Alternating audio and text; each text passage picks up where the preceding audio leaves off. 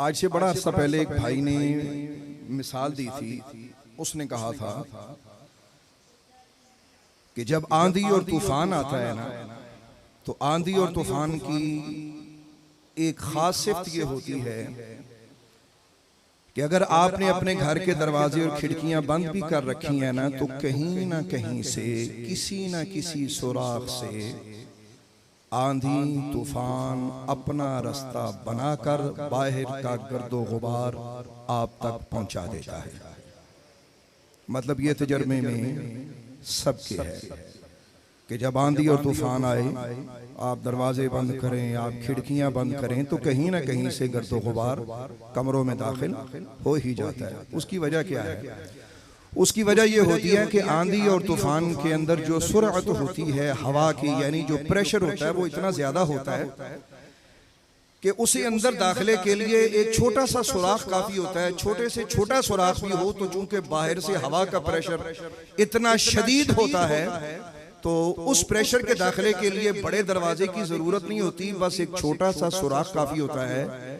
ये मिसाल मैंने आपको आंधी और तूफान की अजमत बयान करने के लिए नहीं बताई, बल्कि इसके पीछे अल्लाह ताला का फकीर आप अहबाब की खिदमत में एक बड़े दर्द दिल से गहरी बात अर्ज करना चाहता है। जब फितने आंधी और तूफान की तरह हर तरफ चल रहे हों, तो अल्लाह के वो महबूब बंदे के जो अपने कानों के दरवाजे, दिल की खिड़कियां बंद करके भी बैठ जाएं, लेकिन फिर भी कहीं ना कहीं से फितना उनके सामने आ ही जाता है।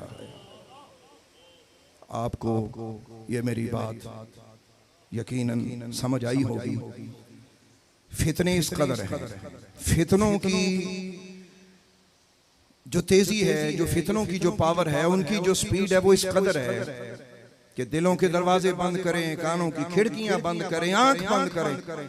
अल्लाह वालों का काम क्या होता है कि जब अपनी तबीयत के मिजाज के खिलाफ किसी जगह जाते हैं, तो वो लोगों को मुतहम नहीं करते कि हटो बचो, तो वो बेचारे क्या करते हैं, अपनी ही आंखें बंद करते हैं, अपने ही कानों में उंगलियां डालते हैं और अपने अल्लाह से कहते हैं कि मेरे अल्लाह, मैं अपने दिल के दरवाजे तेरे लिए खोल रहा हूं, तेरे दुश्मन के लिए बंद कर रहा हूं।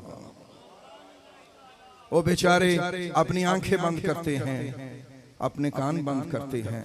सरकार दो आलम अलैहिस्सलातु वस्सलाम, हबीब खुदा अशरफ अंबिया सल्लल्लाहु तबारक व तआला अलैहि वसल्लम ने अपने कानों मुबारक में यूं उंगलियां डाली। सहाबी ने अर्ज किया कि या रसूल अल्लाह, मेरी जान, मेरा माल, मेरे माँ बाप आप पे फिदा और कुर्बान, मेरे आका क्या हुआ? सरकार दो आलम अलैहिस्सलातु वस्सलाम ने यूं ही उंगलियां मुबारक कानों में दिए हुए फरमाया, तुम्हें पता है कि ये शैतान की आवाज आ रही है, ये शैतान की आवाज आ रही है। और कुछ देर बाद आपने अपने कानों मुबारक से उंगलियां निकाली तो अर्ज किया, या रसूल अल्लाह, वो आवाज हमने भी सुनी, यानी वो किसी साज बाजे की आवाज थी। तो मेरे आका ने अपने कानों में उंगलियां डाली। अल्लाह वालों का तो ये वतीरा बड़ी देर से है, शैतान बंद हो ना हो वो अपने आप को महफूज रखते हैं। आज सोशल मीडिया का दौर है, आज इलेक्ट्रॉनिक्स मीडिया का दौर है, आज फितने ना चाहते हुए आपको छू जाते हैं।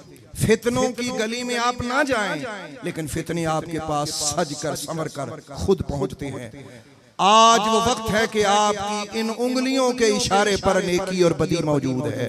आप एक उंगली से जन्नत में जा सकते हैं, एक उंगली के इशारे से दोज़ख का रास्ता माज़ अल्लाह मुतय्यन कर सकते हैं। तो मेरे भाइयों, ये फितने का वक्त है। अल्लाह से दुआ करो कि अल्लाह हमें ऐसा दिल दे, ऐसी आंख अता फरमाए कि अगर फितने बंद ना हो सके तो कम अज कम हम अपने ईमान को बचाते हुए अपनी आंखों को और अपने कानों को बंद कर सके। ये मेरे भाई जितने बैठे हैं, बुजुर्ग बैठे हैं, मुझसे मेरे बच्चे भी बैठे हैं, और मेरे बराबर मेरे भाई जो मुझसे बड़े हैं, ये मेरे बुजुर्ग हैं।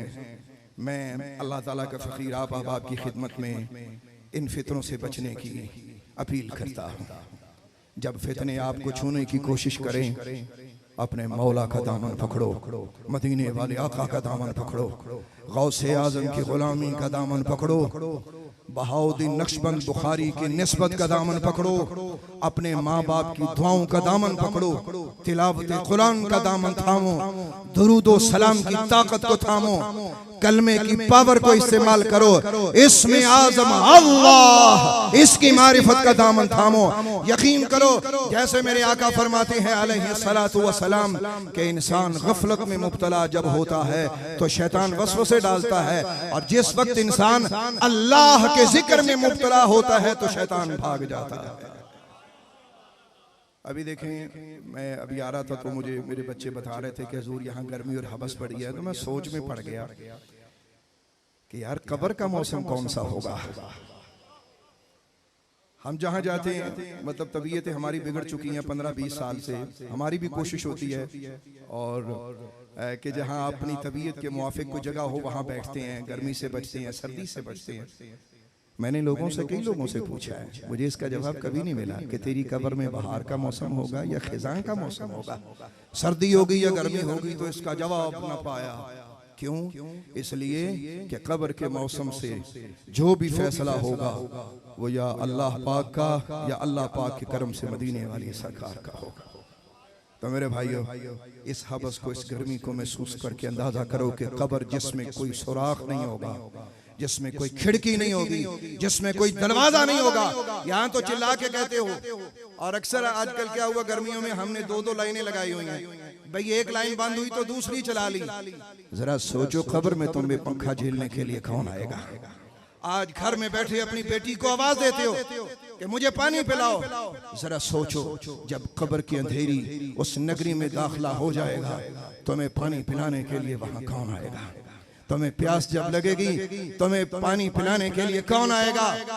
जब तुम्हें वहां पसीना सताएगा, ये मेरा मौजू नहीं, मैंने इस पे गुफ्तगू नहीं करनी, वगरना कई घंटे में गुफ्तगू कर सकता हूँ, लेकिन मैंने सिर्फ चंद मिनट की अपनी जरूरी बात करनी। वो मेरा बेटा कहता है कम से कम आधा घंटा जरूर बोले, तो मैं कोशिश करूंगा 30-32 मिनट में मैं अपनी गुफ्तगू खत्म कर दूं। मेरे भाइयों, उस वक्त सिवाय अल्लाह और उसके रसूल की पनाह के कोई पनाह नहीं है, लेकिन उस पनाह से रिश्ता यहाँ बनाया जाता है, उस पनाह से रिश्ता यहाँ बनाया जाता है। वहां जाके रिश्ते नहीं बनते, वहां तो जो आपने रिश्ते बनाए हैं ना, तो आपने फिर उनका देखना है कि वो रिश्ता क्या बना है। पंजाबी में जिसे कहते हैं वहां तो जी अपनी खट्टी खानी हर बंदे ने, ये एक पंजाबी में जुमला है। जो खटना थे खट लो, अज मौका है, जवानियां भी ने, हुस्न भी है, ताकत भी है, पावर भी है, कुव्वत भी है, वक्त भी है।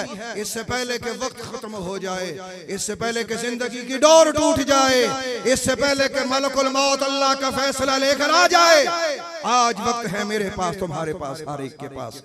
तौबा से पहले कोई शख्स दुनिया से अल्लाह के हुजूर जाने की कोशिश ना करे, लिहाजा हर वक्त तौबा करते रहो।